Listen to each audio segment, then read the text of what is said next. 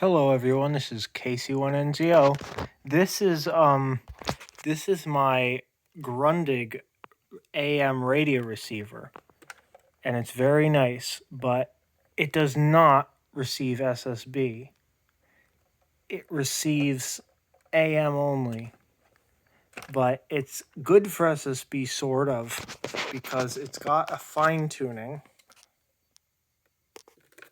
See here, it's got a fine tuning dial. And it also tunes ham bands just because it's in the tuning segment. Some radios don't have that, but this one actually goes past 80 meters, you can see there, and 20 meters.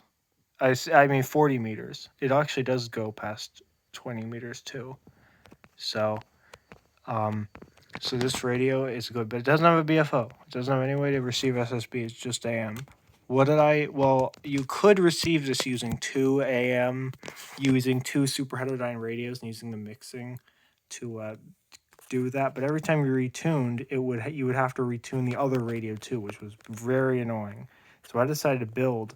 These radios use a BFO for it. These radios use a 455 kilohertz BFO.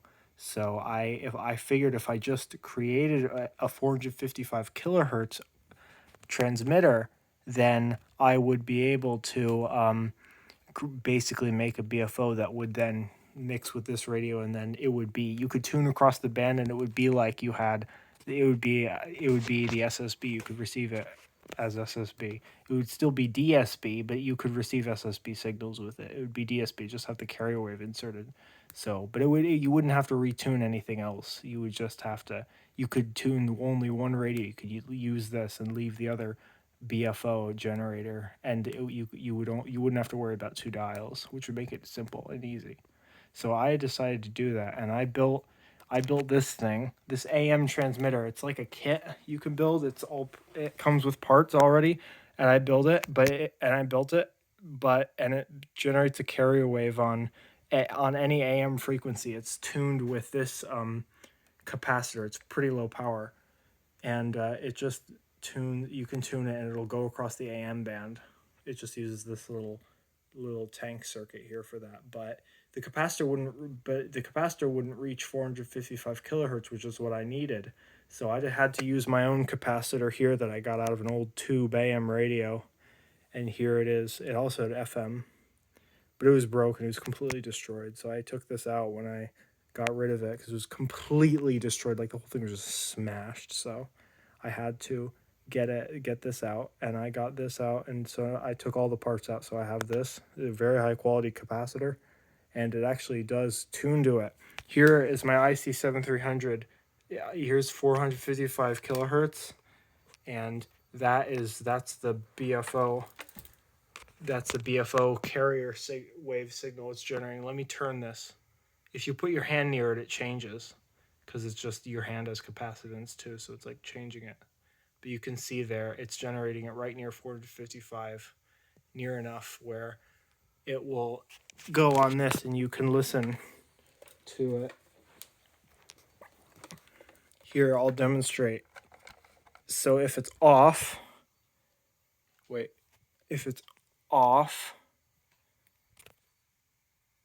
then it will sound like, that's AM. Wait, hold on. This is SSB on 40 meters without the BFO turned on.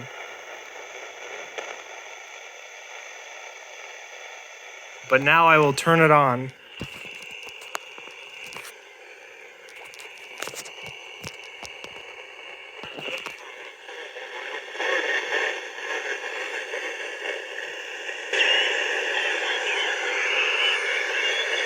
Now it's on, and now it's starting to sound like SSB. And now we can tune this radio, and we don't have to tune this. This is just for adjustment of the carrier wave. It's already on the BFO, so we can leave it there, tune this, and we can tune across it because it's mixing with this 455 kilohertz BFO inside this radio, which this radio inside generates a 455 kilohertz signal and then mixes that with the received tuning signal with that tank circuit. And usually they use a resonator inside, just some ceramic resonator or something. But if you generate 455 kilohertz signal, you can basically make your own BFO. So here it is.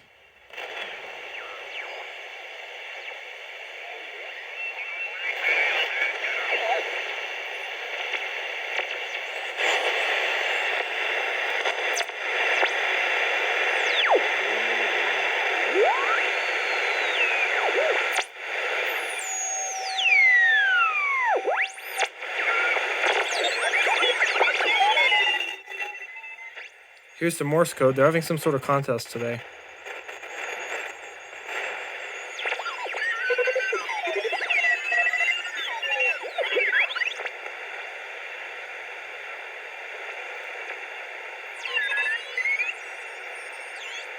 And here's some SSB.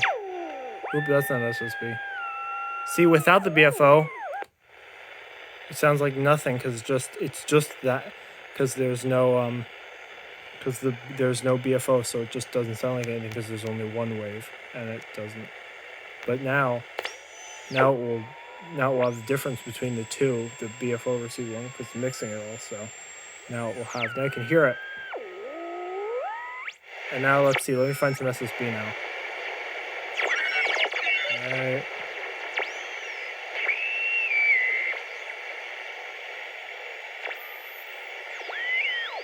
Wait.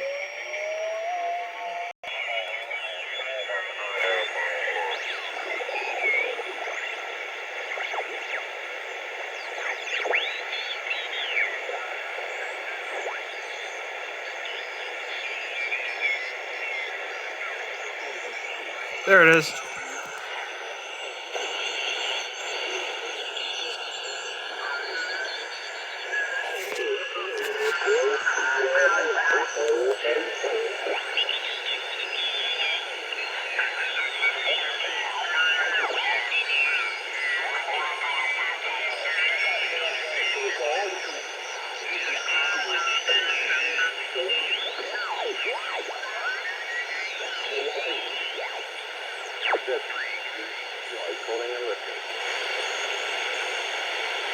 Here's some. 40 meters, calling 6 to the jack, 6 to your contact, 1040. This is India 03, Kilo, Germany, India. Calling Alpha 3, Kilo, George, India. Yes. He's calling CQ. Calling 6 to the jack, 6 to 40 meters, calling 6 to 40.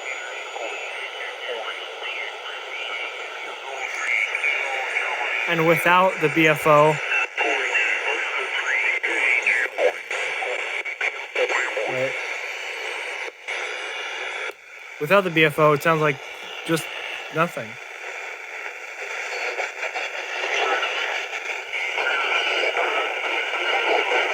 Just nothing. And now the BFO's on.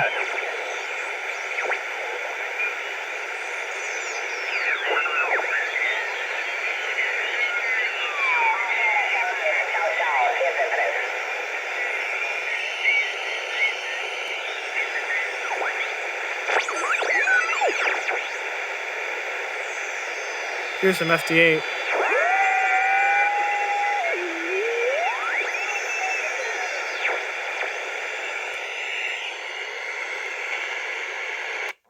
So that's that. It's pretty cool, and I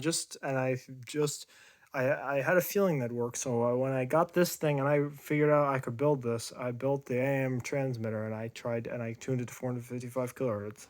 So this IC7300 is only used for displaying the signal. I'm not using this in any way and actually using this. So you don't have to have an IC7300 to build this thing. You can just build it. You just need a transmitter you just need a radio to generate somehow a carrier wave at 455 kilohertz and then right near it, and then stick that right next to your AM or shortwave radio that has a 455 kilohertz BFO. Pretty much any superheterodyne radio will do that has pretty much all like shortwave radios are superheterodyne radios, and they pretty much all have a 455 kilohertz BFO. It's just sort of an industry standard that they have. There's not many that are different. So It is. So usually, and once you know the BFO, you can just tune your transmitter. You can just generate a carrier wave at that frequency if it is different, and then you can use it on there. But anyways, that's how you do it, and it's really great. So, all right, 7.3.